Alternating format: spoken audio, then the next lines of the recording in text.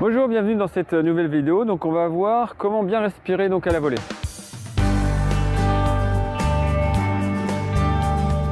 Salut, c'est Fab de progresserautennis.com. Donc voilà, cette vidéo fait partie d'une série de 3 vidéos sur la respiration au tennis. Et cette fois-ci, c'est à la volée. Alors, qu'est-ce qu'il faut essayer de faire à la volée? Il faut essayer de trouver à la fois un petit peu de relâchement, mais pas trop, parce qu'on a un geste qui est quand même plus compact qu'au fond de cours. Et en même temps, enlever un petit défaut qu'on voit souvent, c'est que les volées sont un peu coupées, sont un peu levées. Donc on va essayer de régler ce problème-là et d'avoir des volées plus franches. Alors l'astuce qui va donc intervenir, ça va être la suivante. C'est déjà au niveau de la respiration, on va en créer deux.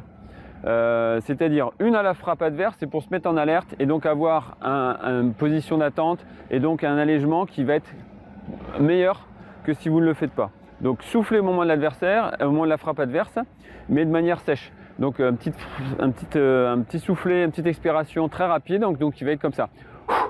Et donc avec la position d'attente, ça va faire. Et là, on va donc être en alerte, prêt à bondir. Ensuite, il va y avoir un deuxième soufflet qui va se faire au moment de la frappe. On va démarrer peut-être un tout petit peu avant, mais surtout cette fois-ci, l'expiration va être plus longue. C'est-à-dire que vous allez accompagner la balle avec l'expiration et vous allez voir que votre geste va accompagner un petit peu la balle aussi. Vous allez finir un petit peu plus plutôt que de faire un geste très, très court, très saccadé, trop compact. Et donc vous allez avoir une traversée qui va être meilleure. Donc ça va donner au moment de la frappe, ça va faire ça. Et en fait, vous allez arrêter de souffler au moment où la balle tombe par terre. C'est vraiment pour faire durer l'expiration. Donc ça va nous donner quelque chose comme ça. Au moment de la frappe adverse, une expiration rapide. Au moment de droit de frappe, hop, on revient.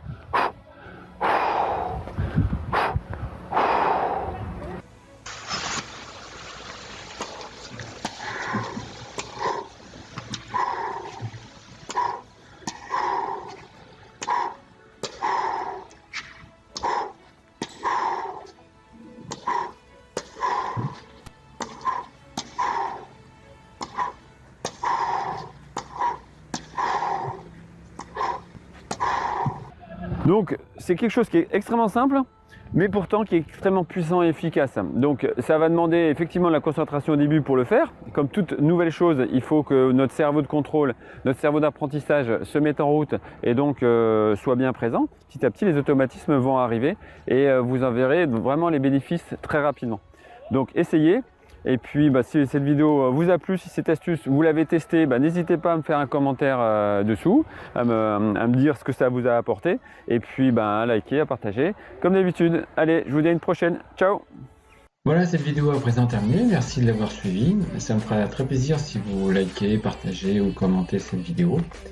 Et n'hésitez pas à vous inscrire à mon blog pour recevoir 52 fiches gratuites, ou vous abonner à ma page Facebook, ma chaîne YouTube, mon compte Twitter, le compte Instagram, ou à m'écrire par mail. À bientôt.